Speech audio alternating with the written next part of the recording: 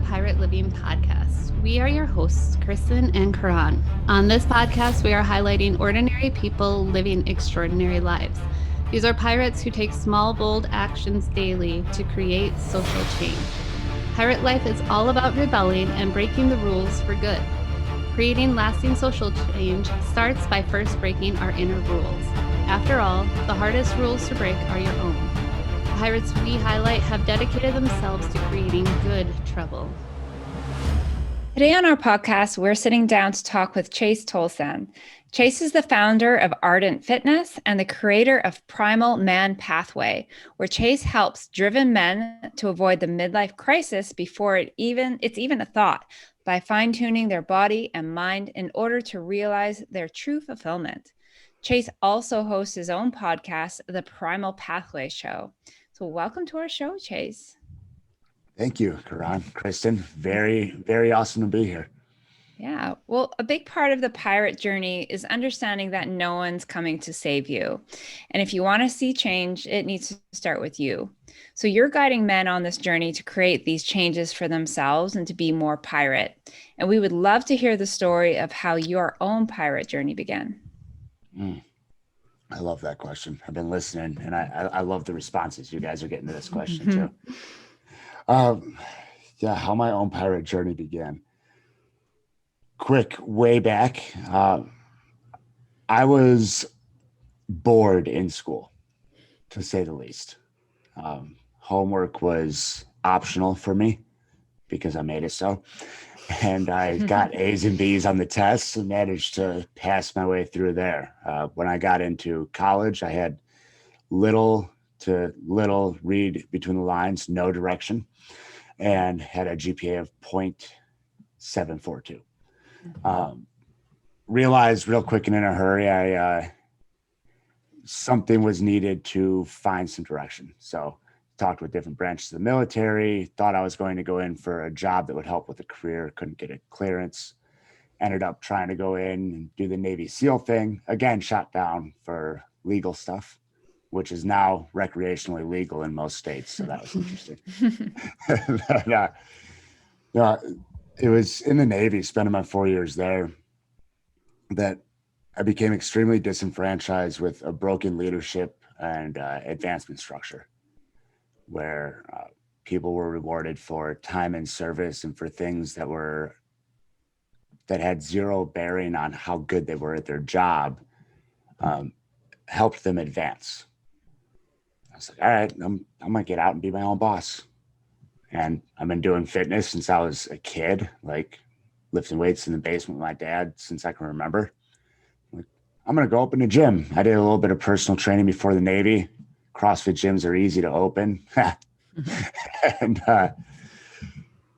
so I got my CrossFit level 1 in the Navy, and I got out of the Navy and I opened a gym, and I thought I was being a pirate, but I was really just in the Navy in disguise. And it's funny. I literally got out of the Navy to be a pirate. And a couple of years into running the gym, I realized that the gym was running me as opposed to me running the gym, me running my life. And that all, I caught the first Barbell Shrugged episode that Mark England did in January 2017. I did vocabulary like twice, started realigning my words, and it all came to a head coming up on a year ago when I had Mark England on my podcast. And I had been looking for ways to help people more, like to the habits and the nutrition and the movement. It's cool. And people are stuck. And I knew there had to be something out there to get them unstuck. And enter Mark England on the podcast talking about Enlifted. So that was the cherry on top, so to speak. Like, oh, so I can use these words to, get out of my own story, because I took the Navy wouldn't let me get a SEAL contract and flipped it into, look what I created for myself by going after that. and being able to take and flip the gym on its head, because the fitness industry is ran up by fear and dependency. And that's the tip of the spear that I'm riding right now with the language and fitness, and helping men avoid a midlife crisis by completely waking up to the fact that they've been losing themselves to win the rat race. Mm-hmm. That's the short version. And losing themselves to win the rat race. I don't know, that one hit. I was like, that's a really good way to describe it. Yeah, it's that one does hit, because I've gotten clients off of posts exactly like that. Nice. Yeah, and we've been fed this story growing up that go to school, get the degree, get the job, build the family, buy the house, work 8 hours a day until you're set to retire, at which point you're likely physically and maybe even mentally unable to enjoy all that money you've earned, and then die and rinse, wash, repeat. Mm-hmm. And it's broken. Like, where's the enjoyment? Like, I'm going to be 33 on Sunday, and I can only imagine being stuck in the rat race right now in an unfulfilling career, working for nothing but a paycheck, and spending my weekends running away from myself and the fact that I'm unhappy with the path I chose in life by over drinking and overeating. Like, so that's the angle that I'm taking to help men align body and mind, in that when we take that and we create true fulfillment from within, then we can get out of our own way when it comes to instilling the physical habits, the health habits, because we're not punishing ourselves by drinking, or we're not hiding from ourselves in a bag of chips. And once our body's all tuned up and we're feeling good, it's symbiotic, right? It gets much easier to work between the ears. And when you're working between the ears, it's easier to work on the body. Mm-hmm. One of the things you mentioned was about basically that the fitness industry is broken. Yeah, tell me more about your thoughts on that. I mean, I run a gym. I know that retention is a big metric, right? Mm-hmm. I've also gotten to the point where if someone is good to go and they can take care of themselves and they want to cancel their gym membership here, cool, we did our job. You know, if they want to stick around for 5 years because they love us and they want the help and the guidance, awesome too.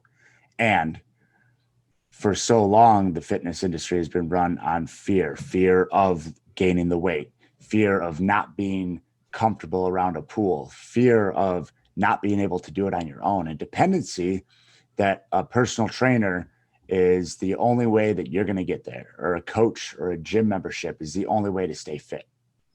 Like, lift weights 3 times a week, walk every single day, drink water, chew your veggies, keep your protein high. The magic is in the implementation. Mm-hmm. And once people understand the implementation, like, spoiler alert, you don't, negation fully acknowledged, need a gym. Like, if you want one, cool. And if you're an in-shape person that understands fitness and you have zero aches and pains or physical limitations that are holding you back, that you don't need someone else to help you address, in my opinion, if somebody is trying to retain you, it's either that they see something that they could be very well-meaning, they see something that you're still hiding from, or they're selfish and they're in a scarcity mindset and they're scared of not being able to find the next client that truly needs their help. So they're trying to retain this person that doesn't really need their help anymore. One thing for back to something you had mentioned too. Like for me, I'd notice I used to live for the weekend with like Lance and I usually on the weekend would be like we'd drink more than we should have. Likely overeating too, like eating the junk food, going out to eat, whatnot. And when we started to do like work on ourselves and changing our language and doing the inner work, for me personally, what I started noticing was my need for moving my body change. And the things that I desired to do were changing as well. And I mean, part of it was I had built up a lot of inflammation in my body. And then another part was I recognized that the stories I'd been holding on to were also trapped in my body. And you work with people on language as well as fitness. Have you noticed anything like that for yourself or with clients where once those stories start changing, the way they do fitness and take care of themselves changes too? Yes, with personal clients of my own, and my best example that I can draw from, she's not my personal client, and my sister. Hmm. She had been the yo-yo for years, and she had been seeing a therapist on and off since high school. She got into the language work, either late last year or earlier this year, right around Christmas, New Year, 2020, 2021. And she has the last 6 months, she is now 6 months sober, and down to a lowest weight that she's seen in years, consistent for the longest time that she's been. And she's said publicly that like her husband said, it's easier to love you now. So yes, I mean, the language impacting. Have either of you seen the movie Finding Joe? It's about Joseph Campbell. Mm-hmm. No. Okay, so it's available for free on YouTube and it's on Gaia. Super awesome watch. Highly recommend. There's an individual in there talking about falling and slipping on the ice in the winter. And at this point in his life, he's living unhealthy. He's overweight, out of shape, smoking, eating fast food. And he hits his head. And at that moment, he can see that the weight he was carrying was all the dark nonsense in his head, all the baggage. It was literal baggage that he was carrying. And he worked from the inside out and addressed it. And it was a different person sitting there in front of the camera telling this story. What was it called? Finding Joe? Yes. I'm gonna have to check Very that out. Mm-hmm. Yeah, it sounds good. So with the work that you're doing with men, would you call that your social rebellion, or is there more that you're doing to your pirate social rebellion?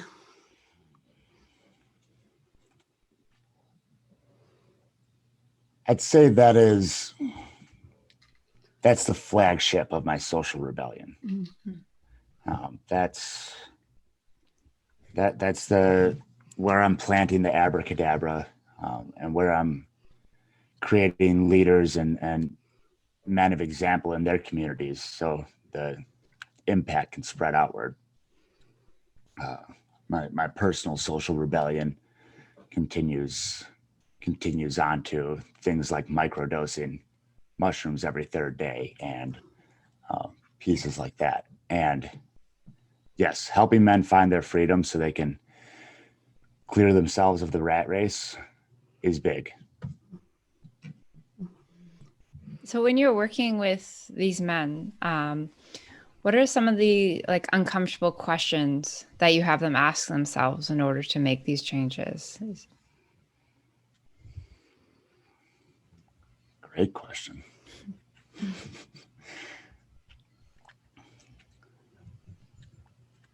Honestly, it depends. You guys both work the stories. It depends on the story that comes up. And a common theme is a lot of these men are successful and still feeling like they're going to be found out as a fraud. And from the outside looking in, like, these are guys that when they come to me to sign up, I'm like, I get a little bit of imposter syndrome. Like, oh, but like the conversations we've had, you have it all together. What am I going to do to help you? And they're sitting there at work. Like, are they going to find out I didn't do a good job? Am I going to be found out as a fraud? Is this all fake? So the questions are more so asking them whether or not they are fake, and on the flip side, whether they're real. And a lot of the times, I mean, when you find that clarity and when you turn it inward, like, oh, I did it to myself. It wasn't everybody else at work looking at me funny. I was worrying about that. And that's huge. That's usually the precipice of, okay, all these worries about work and money and getting the picket fence and the kids and the dog and the life with 2 vacations a year. That's other people's stuff. And then we start asking them what they want. And to come full circle, riffing on that, brought up one of the hard questions that I do ask guys. And I usually ask it very early on. And I've said this before. I was on a podcast and they asked me, what hell do I solve? And the hell I solve is when I ask a man if he knows who he's supposed to be. And he glasses over because he's never really even thought about that. And then gets a little teary-eyed and says, kind of meekly, no. So. Well, you are out in the Midwest area where I grew up on the other side of the lake in Michigan. And so, yep, the hand. So anyway, I have my experience of growing up in the Midwest was what you do is after school, you get a job, you get married, you start having kids, you have the white picket fence. Moving out to the West Coast in Oregon, there's less of that. Like, I'll talk to people now and be like, yeah, I was married at 24. And they're like, whoa, that's so young. But in the Midwest, that was old. Like, that's old to get married. So yeah, do you find it challenging when working with people to get out of that rat race, to get past that mindset? Because my guess is that you see a lot of that as well with on the other side of the big lake. Yes. I'm Northern Illinois, so right south of Wisconsin. And yeah, it's interesting. If somebody is given my message that still thinks that that's where fulfillment lies, there is a lot of resistance. It's like, well, what's this guy talking about? This is some just new age hippie stuff. I'm good. I'm going to go buy my Mercedes and then cry on my way home from work. I'll be fine. And there is definite mental resistance, even if there's emotional want for it from people that come into my program. It's rewiring this story that's been drilled for their whole life. So when they start seeing the words and they start reframing their words, and they say it the first couple of times and say, well, yeah, it feels good, but that doesn't make sense. That's not what I've been told my whole life. So I'm unsure if that fully answers your question. Yeah, sounds good. For me, it was a definite mindset shift too, because and realizing that I'd grown up, and it's different from people depending on where they are as well. Like the West Coast, people were traveling out here to find that freedom. And so, yeah, there's a different mindset out here. So I was curious what you see there. Yeah, definitely. I get that about the West Coast. I spent a few years in San Diego, and it was, people are so wrapped up. And I guess that's been my always pirate rebellion is people are so, I was always disenfranchised with the narrative, so to speak. Like, why are we doing this? And a few other dimension experiences later, I was like, oh, okay, we can see a couple whys here. Yeah. I just want to go back to what you were talking about with that imposter syndrome. And I remember when I was, just working my corporate job and being praised for the job I was doing. And still having that, oh God, when they actually find out, like they're just going to be so surprised. I've been here, 15 years and they think I've been doing a good job. But, the last 15 years, I feel like I've just been shitting the bed. And yet here I am continually getting praised. Do you have any thoughts on where that imposter syndrome comes from? Like, despite the external validation, why people still feel that way in a quote unquote successful career? I imagine it's due at least in part to a narrative that owning our wins, even in the smallest part, is seen as bragging or even narcissistic. People are taught to play small and look for what to be told, what to do. So when it comes to imposter syndrome, they haven't celebrated any wins, and they've been told their whole life how to improve. It's few and far between that people get a mentor or an educator that build them up, that tell them what's possible. And you hear those stories of those great educators out there. This isn't a knock on the school system. And when we're by and large taught that we're doing stuff wrong and to talk about ourselves and our accomplishments is wrong, then we're going to be wiring our brains to never, ever look at any of our accomplishments. And if we're not looking at our accomplishments, we're going to be looking at the stuff we've screwed up.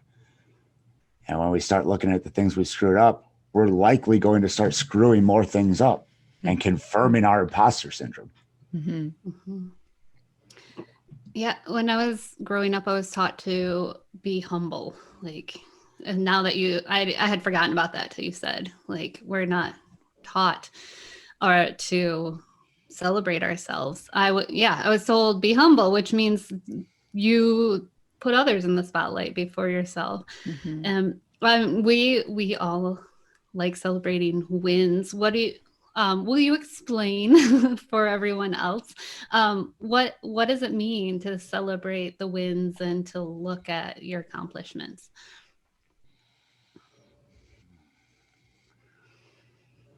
I love these questions, and I'm taking my time. What does it mean to celebrate the wins? What it means is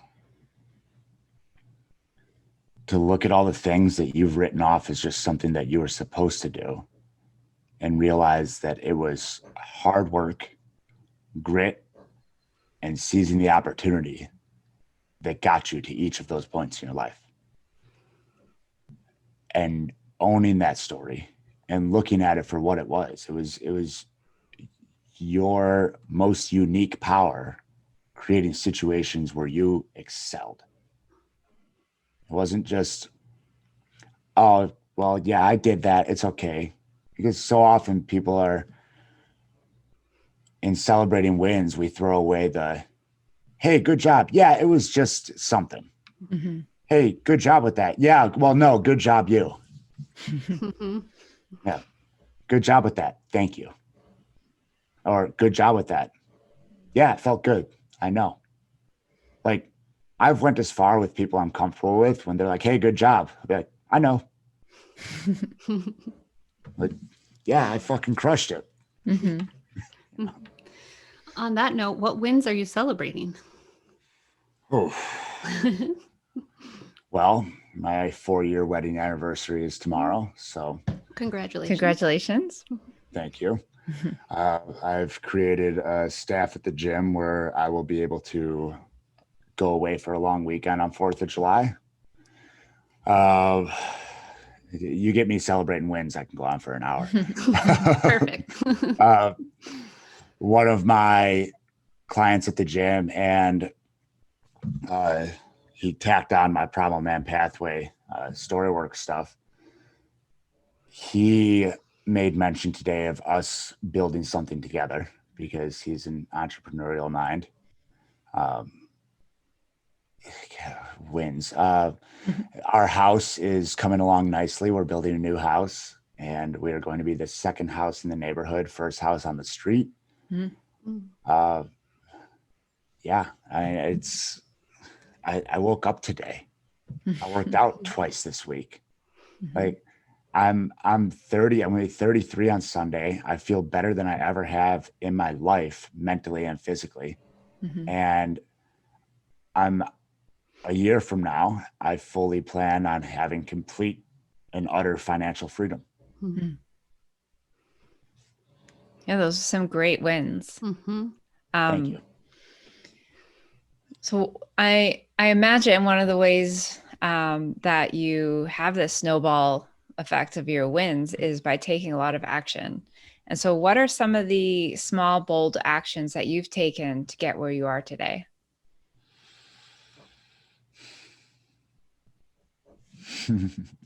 Are either of you familiar with the Colby A test? No. Okay, so it has 4 areas: quick start, implementer, follow through, and fact finder. Hmm. I am an 8 on quick start. Hmm. So when it comes to taking actions, yes. For me personally, it's, I want to open a CrossFit gym. Okay. That was likely the first. No, let's go all the way back. The first bold action I took was putting up for sale the car I said I'd never sell to pay for LASIK so I could qualify to get a chance to go to Buds to try and be a Navy SEAL. Mm-hmm. And did I end up going to Buds? No. If I had avoided selling that car, I would have kept dragging my feet on joining the military. Mm-hmm. So that bold action of being able to let go of the emotional ties to this thing that I owned and recognize that I was after something greater. Mm.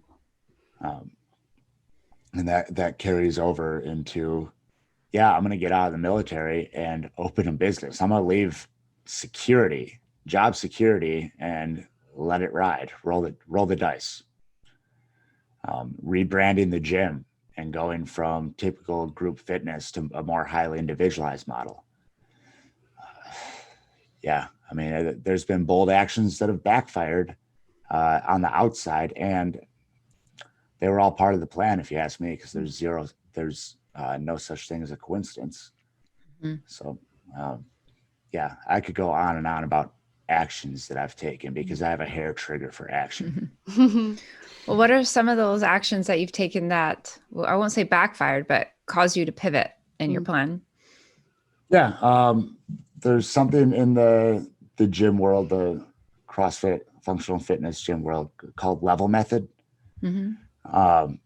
And I was like, oh, hey, we're going to do this. And threw it up on the wall.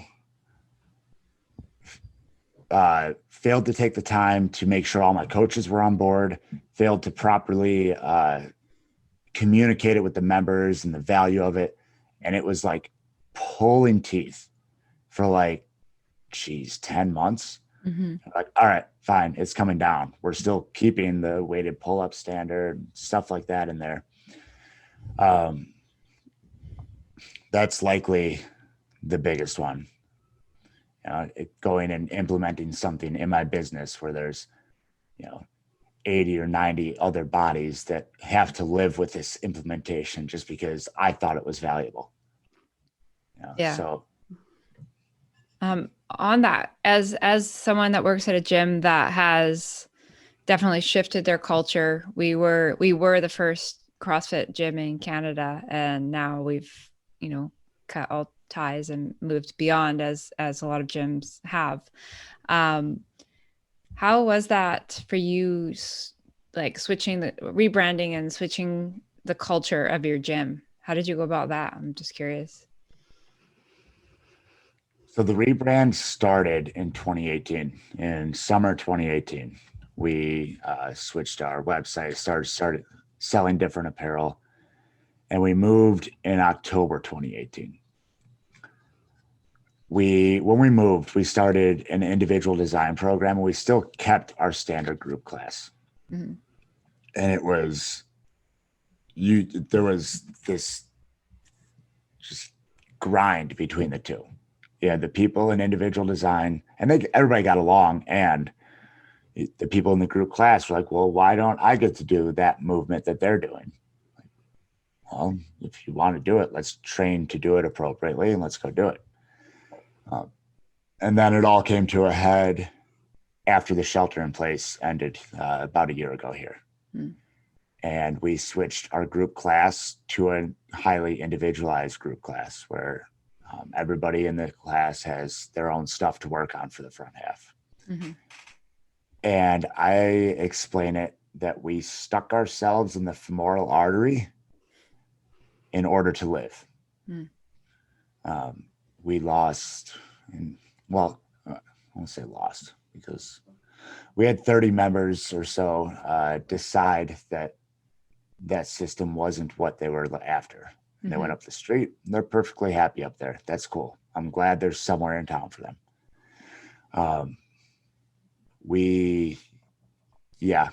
Because we're out of the shelter in place. We'll be good. We can switch models now. And then it went on for 10 more months.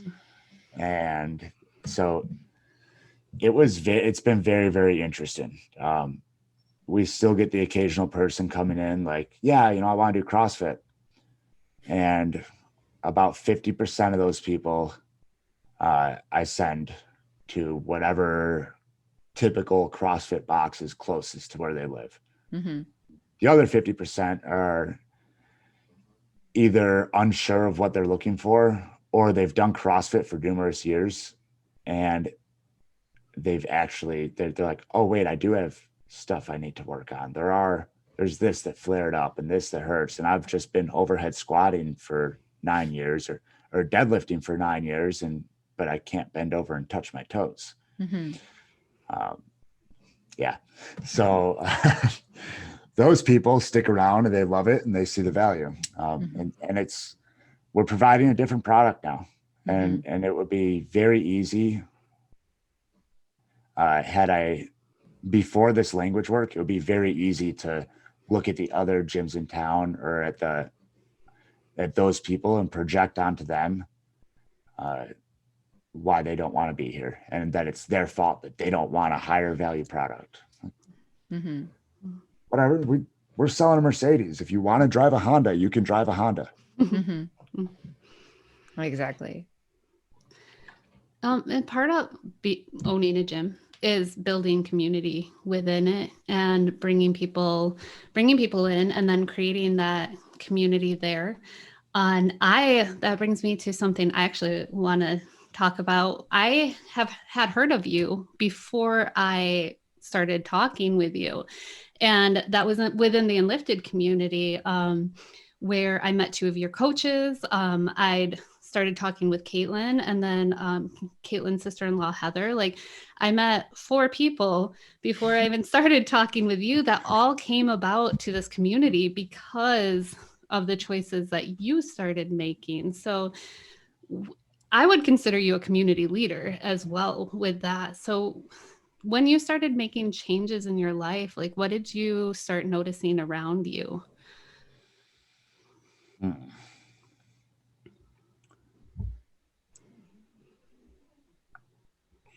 when I started making changes in my life, I believe it was others who started noticing. Mm-hmm.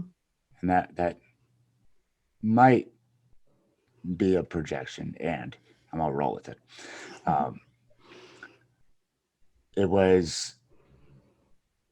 was the hothead, and even as I cooled down and learned not to be angry before Enlifted, there was still people would feel judged around me. And it was our family vacation this year. My brother goes, we were like talk about our favorite things about people, and my brother goes, my favorite thing about Chase is his open heart. You know, so when you're your most authentic self, it's magnetic. So in building that community, it was being authentic about it and like I'll sing the Enlifted song coast to coast around the world. Like this stuff works. I mean, I've got abracadabra tattooed on my freaking back. So it's that core belief that builds communities. You can rant and rave and post all you want, and if you don't believe, people are going to feel it. So to flip that, like when you truly believe, people will notice. And my mom made us these little glued together Scrabble letters for Easter. And That's awesome. says magical AF, and it stays on the whiteboard above my desk. So when you lean into your magic, like you can do stuff without asking people to do it. Mm-hmm. Well, and people around you obviously notice the change, and we're like, I want that in my life, because that's resonating around you for sure. That's I know they noticed it in me, and I'm having a hard time. I'm having difficulty recalling a time that anyone truly. Well, my wife told me yesterday she's proud of me for the work I've done, so that was cool. Mm-hmm. And to go back to my sister, because she's a great example of a massive pendulum swing, and maybe it's a little bit of me kind of shifting the uncomfortable aspect of owning my wins. On purpose. I lay the soft talk on. And Caitlin's amazing, so we'll talk about her. So Caitlin got into the work by doing one-on-one sessions with Mark. And after her first 90-minute session, she had to check in with her fitness coach here at the gym. And that coach texts me after that check-in and goes, your sister is a completely different person. And that's what brought her sister-in-law in, and that, I believe, was the icing on the cake for that coach to jump into Enlifted.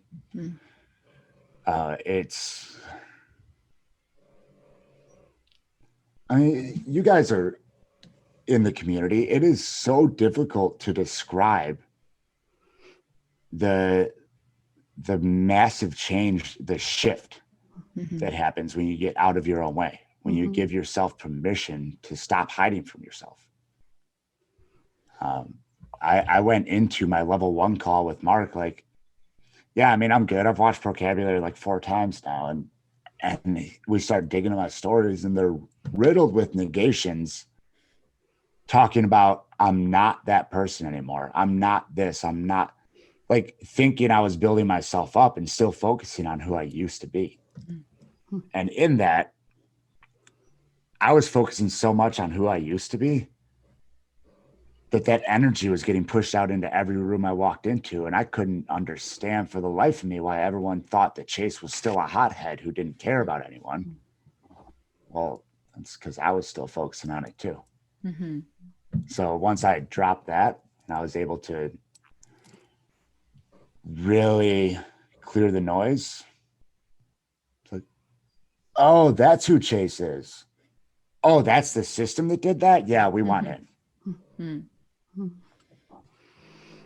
Yeah, and I know for me, I'm a different person from when I first started and lifted. I mean, Kristen and I are both level 3 now and lifted coaches, and the impact seeing on myself and then being able to have that impact on clients is just heart-centered work, right? It's what gets us out of bed and excited every day.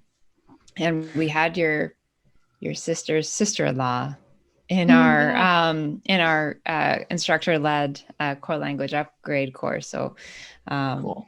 so yeah, it was really cool getting to know her and seeing the shifts in her language and starting her on that journey as well, which was awesome. That's so cool.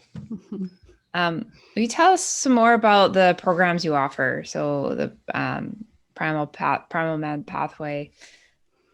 I'd like to know some more. Definitely. So Primal Man Pathway is,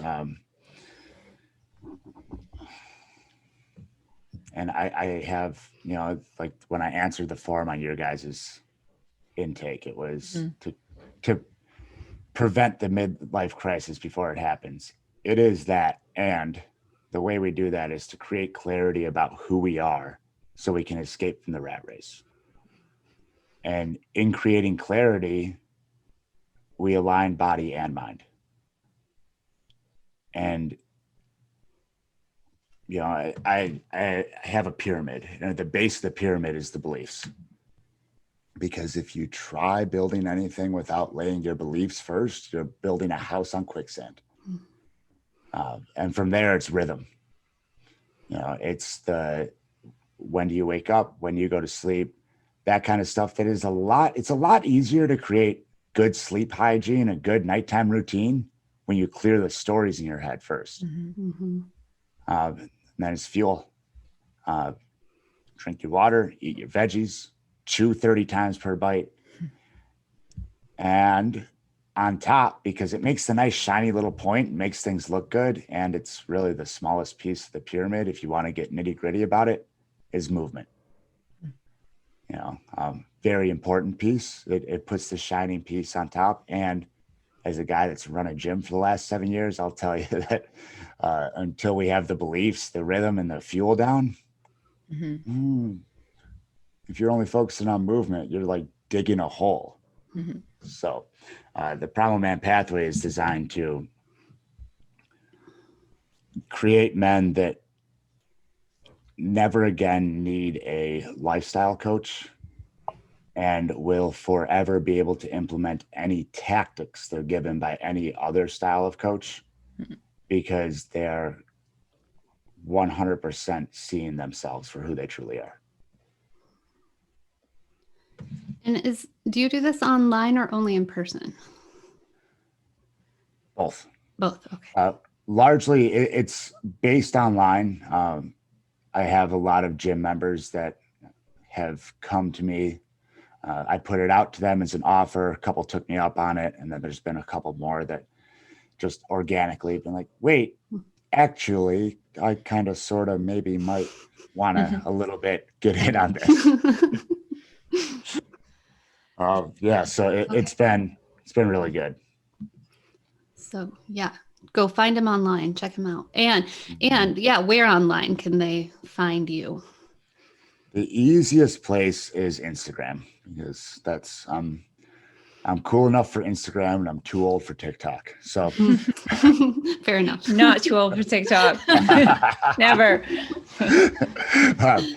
Well, I know TikTok's a black hole for me. So at Coach_Chase_Tolleson. And that's where you can find all the stuff and me going live and swearing too much. Fun story. We were pitching a program to a local high school and they looked at my social media and like, yeah, so we really like the program. It's gonna be a tough pitch to the board with how your language in your videos. Like, okay. You'd rather I not swear and use negations and soft talk because that would be a lot healthier for our teenagers. But yeah, Instagram is the place to be. The place. How would you recommend our listeners to go about starting their own pirate life and taking some small, bold actions? Where do you recommend they start?